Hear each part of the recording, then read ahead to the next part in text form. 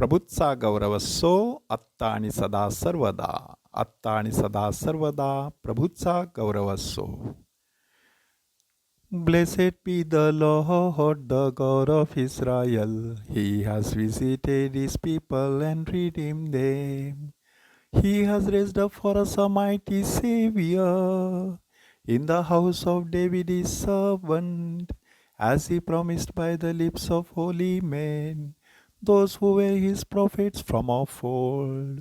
A Savior who would free us from our foes, from the hands of all who hate us. So his life for us is fulfilled, and his holy covenant remembered.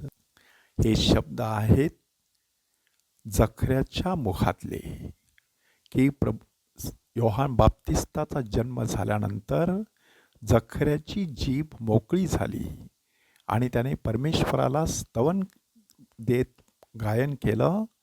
धन्य ईश्वरा जगत्तारका, धन्यवाद तुझ देतो, स्वजना भेटुनी उद्धरिले बा, म्हणून स्तुती गातो. जिभा की ते कथिली पूर्वजा, पूर्णतया तू केली.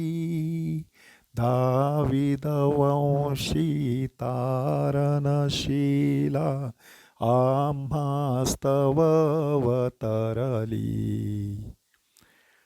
हे जे स्तोत्र आहे त्या स्तोत्रामध्ये खूप काही दडलेलं आहे. सर्वप्रथम जखऱ्याची जीभ मोकळी झाली, कारण त्याच्या घरामध्ये अरण्यात ओरडणाऱ्याची वाणी जन्माला आली होती. त्याचा आनंद त्याच्या अंतःकरणामध्ये भरून राहिलेला होता.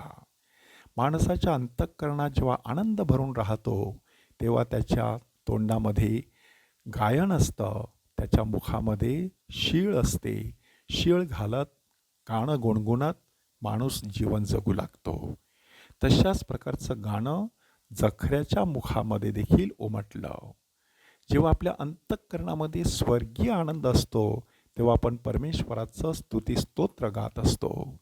मरियेने ते स्तोत्र गायलं, जखऱ्याने ते स्तोत्र गायलं. पुढे शिमोन देखील तसं स्तोत्र गाणार आहे. इतकंच नाही तर येशू ज्या वेळेला जेरुसलेमच्या मंदिरात आणला गेला त्यावेळेला शिमोनाने देखील स्तोत्र गायलं. तो जेरुसलेममध्ये प्रवेश करतो गाढवावरती बसून. त्याही वेळेला लोकांनी होसान्ना होसान्नाचा जय जयकार केला. ह्या सर्वांचा अर्थ एवढाच आहे की खरोखरच मनापासून परमेश्वराचा स्तुतिस्तवन गायचं असेल तर अंतःकरणामध्ये स्वर्गीय आनंद असणं गरजेचं आहे. तो आनंद निर्माण करण्यासाठी परिस्थिती आपण निर्माण करू शकतो, परंतु ही देणगी केवळ परमेश्वरच देऊ शकतो. त्यासाठी आपल्या मनाची जमीन मात्र भुसभुशीत करण्यासाठी सातत्याने आध्यात्मिक साधना करायची असते. जखऱ्याने ही आध्यात्मिक साधना जवळजवळ 9 महिने केली आणि बाळाचा जन्म होता बरोबर एखाद्या झाडावरून पिकलेलं फळ टपकन खाली जमिनीवरती पडावं तशा प्रकारचं सुंदर असं स्तोत्र त्याच्या मुखातून बाहेर पडलं. तशाच प्रकारची परिस्थिती आपण ख्रिसमसच्या रात्री अनुभवणार आहोत. 9 महिने पवित्र मरीच्या उदरी वाढत असलेला बाळ येशू ह्या पृथ्वी तलावरती अवतरला आणि देवदूतांना देखील कंठ फुटला आणि त्याने परमेश्वराचा स्तुतिस्तोत्र गायलं. ग्लोरिया इन एक्सचेल्सिस देवो. ह्याद्वारे आपण स्वतःला आता प्रश्न विचारायचा आहे की माझ्या मुखात परमेश्वराचं स्तवन जास्त असतं की ह्या जगातील कटकटीबद्दल कुरकूर जास्त असते. आपल्या मुखामध्ये असं स्तवन असण्यासाठी अंतःकरणामध्ये कृपा असावी लागते. ती कृपा आज लवकरच पृथ्वी तलावरती येशूच्या रूपाने अवतरणार आहे.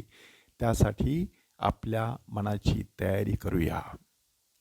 जखऱ्या हे स्तोत्र गात असतानाच आपल्या बाळाला देखील आशीर्वाद देतो की हे बाळका, तुला परमेश्वराचा संदेष्टा म्हणतील, कारण प्रभूचे मार्ग सिद्ध करण्यासाठी तू त्याच्या पुढे चालशील.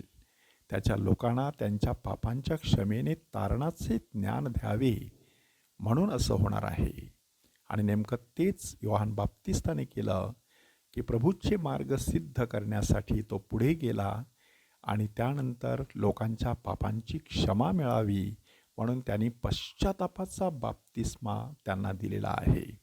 आपल्याला देखील हा अनुभव घेण्यासाठी अंतःकरणापासून खरोखरच पश्चाताप करता यावा अशी कृपा मागूया. प्रभूचा गौरव असो आत्ता आणि सदा सर्वदा. आत्ता आणि सदा सर्वदा प्रभूचा गौरव असो.